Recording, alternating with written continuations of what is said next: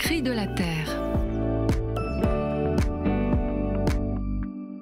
Le gouvernement français entend s'affranchir de toute réglementation internationale pour autoriser les éleveurs à abattre les loups à leur guise.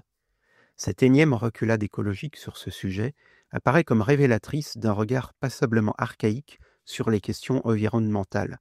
Le sauvage est là, on détruit.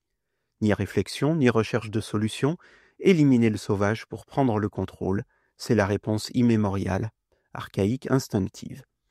Pourtant, je suis assez vieux pour m'en souvenir, la filière ovine de montagne n'a pas attendu le loup pour être en détresse économique. Au temps pas si lointain, où aucun n'était venu d'Italie, des dégâts tout à fait semblables étaient provoqués par des chiens errants. Les conséquences étaient terribles, d'autant qu'il n'existait pas d'indemnisation. Le loup a simplement remplacé en partie le chien, dont il est d'ailleurs un prédateur. Ôtez les loups, le chien errant reviendra. Quant à l'éleveur, il sera bien avancé. Ces difficultés sont bien davantage à rechercher du côté des traités libre-échange mal avisés qui lancent sur le marché de la viande produite à bas prix. Comparez dans le premier étal venu le prix de l'agneau néo-zélandais et français et vous comprendrez vite. En jetant aux éleveurs le loup comme victime expiatoire, les gouvernements successifs jouent sur du velours. Ça ne leur coûte rien, ça ne changera rien. La détresse des éleveurs ovins persistera, mais au moins, elle quittera la une des journaux.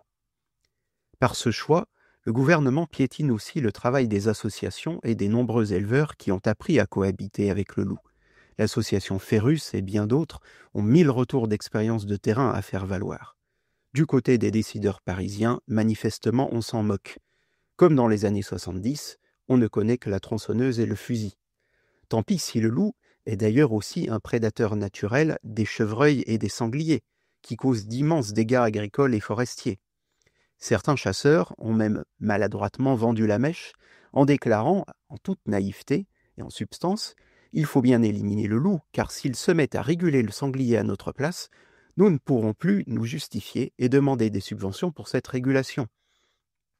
Dans ce dossier, on est vraiment au cœur de la pensée dictée par le paradigme technocratique dénoncé par le pape François. Profitons donc du mois de la création pour repenser notre regard sur les écosystèmes, un regard qui s'allie au sauvage, qui en comprend la complexité, au lieu d'une domination sanguinaire.